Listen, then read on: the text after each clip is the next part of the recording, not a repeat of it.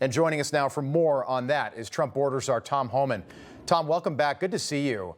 Do you have any idea how these anti-ICE protesters knew that your agents were going to be on Canal Street? Did somebody tip them off?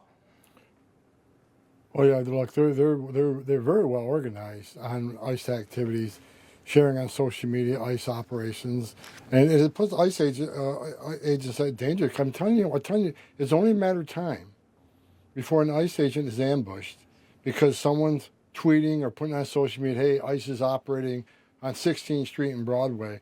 When they're looking for the worst of the worst, they're looking for public safety threats and national security threats. Who's going to get a tweet? ICE is down the street. He knows he's in that country illegally.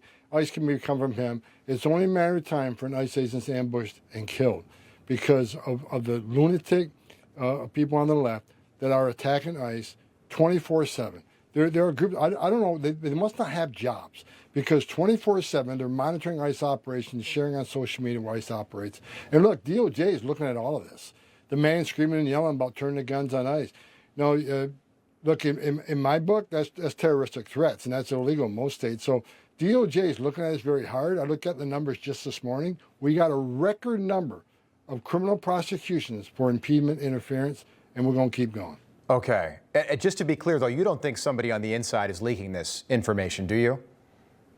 No. It's these groups that are well organized that use social media. There's downloadable apps, and look, they're taking ICE on. And what they don't understand, like these people that showed up, or this one man screaming about turning the guns. Yeah. Do me a favor, listen to the 9-minute tape of Laken Riley fighting for her life. Listen, talk to one angel mom and dad who buried their child after being murdered by a member of TDA or MS-13. Look, I met hundreds of them.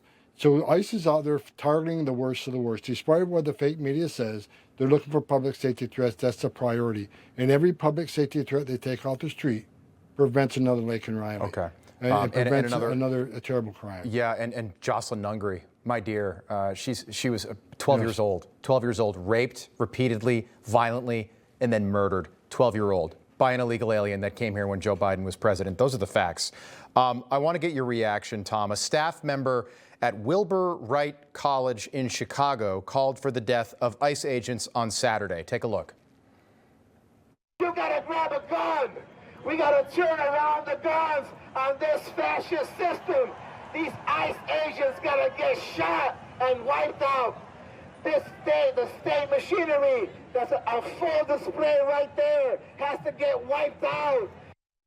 Tom, why is this man not in handcuffs? That is inciting violence. That's inciting violence, and he's calling for ICE agents to be killed. What's your reaction to that? I think he will be. Look, like I said a few minutes ago, back when I was a police officer, that was called a terroristic threat, and that's a crime, I think, in every state in this nation. But look, you're right. He's making a solid threat against ICE agents. Pam Bondi has gathered up just about every U.S. attorney in this country, and they're looking at only these people who are interfering, impeding, and threatening ICE officers. Assaults up over 1,000%. They're also looking who's funding it.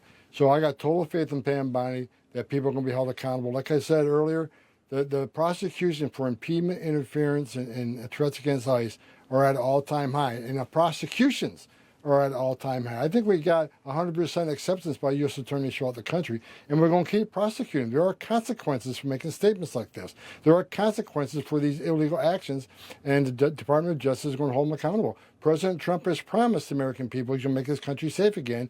Anybody that impedes ICE, that's a crime. You will be prosecuted. Tom, we have an election in 12 days, and no one is talking about this. And it might seem like a small number, but just remember that one is too many. And we've been told repeatedly by Democrats that illegal aliens cannot vote in this country.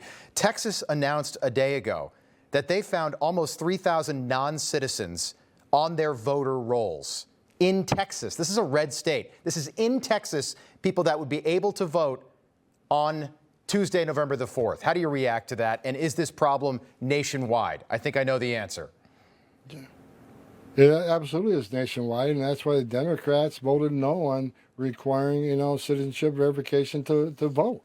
I mean, we tried to fix it. Republicans tried to fix it. I don't think they got one Democratic vote.